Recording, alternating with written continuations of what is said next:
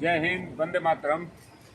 आज हम तिरंगा यात्रा के अंतर्गत आपको आकाशवाणी के प्रांगण में एक हमारे जो महान भारत के संगीतकार हैं, जो गायक हैं, जिन्होंने अपनी अमिट छाप छोड़ी है विश्व में, आज हम उनको रूबरू करवाते हैं। मैं अजय सेन रवि जाड़ू आपका स्वागत करता हूं और आपको ले चलता हूं इन स्मृतियों के झरोखे में।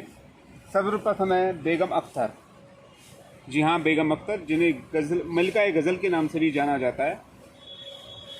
और हिंदुस्तान के जो शास्त्रीय गायन में है, अगर कभी भी गज़ल का नाम लिया जाता है तो बेगम अख्तर का नाम हमेशा स्वर्ण अक्षरों में लिखा जाएगा। उसके बाद है हमारे भूपेन हज़ारिका, जिन्हें हम ब्रह्मपुत्र के नाम से जानते हैं। ये एक महान गायक, कवि और हमारे पूर्वोत्तर प्रांतों के लोक संगीत की इनको एक महानतम गायकों में से एक शुमार किया जाता है। अब हम आगे चलते हैं, इन स्मृतियों को आगे बढ़ाते हैं। हम आपको ले चलते हैं हमारे भारत की महानतम गायिका, जिन्हें स्वर कोकिला के नाम से जाना जाता है, लता मंगेशकर, जो किसी परिचय की मोहताज नहीं है। इनको भारतीय संगीत उपवन की बुलबुल कहा जाता है। और इसके बाद आगे चलते हैं हम उस्ताद बिस्मिल्लाह खान।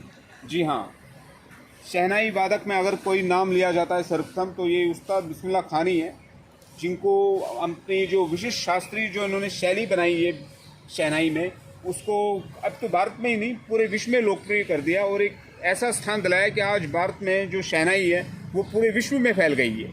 ये हमारे लिए एक बहुत ही गौरव का विषय है।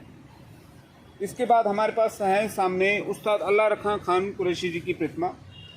अल्लाह रखा खान कुरैशी एक जो वाद्य यंत्र थे, जो ऐसे जादूगर थे, उनको जादूगर की हैसियत दी गई थी, क्योंकि उनको जो उनकी जो शास्त्रीयता थी, जो उनके जो वाद्यों में जो शास्त्रीयता की भावनाएं आती थी, जो स्पर्श करते थे, वो पूरे ऐसा लगता था जैसे बंदा पूरे उसी शास्त्रीय संगीत में ही डूबा रहे, उससे पूरे खो जाते थे उसी।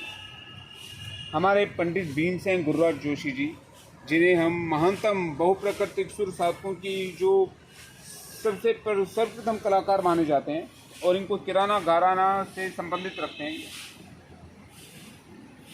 इनके बाद आते हैं हमारे महानतम एम.एस. सुब्बलक्ष्मी जी, कर्नाटक संगीत का एक पर्याय बन चुकी हैं और जो इनका जो भक्ति संगीत है उसमें भी इनमें काफ़ी निपुण थी और इनको काफ़ी संगीत में काफ़ी सक्रिय माना जाता है। इन्होंने तमिल फिल्मों में भी अपनी काफ़ी अमिट छाप छोड़ी है।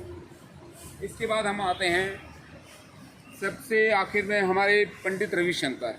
जी हाँ, पंडित रविशंकर किसी परिचय के मोहताज नहीं। ये भी इन्होंने अपनी कला यात्रा की शुरुआत एक नर्तक के रूप में की और सितार वादन के रूप में इन्होंने विश्व में जो ख्याति पाई, आज तक वो ख्याति उस लेवल पे, उस स्तर पे किसी ने नहीं पाई। तो ये है हमारे महानतम संगीतकारों की स्मृतियाँ।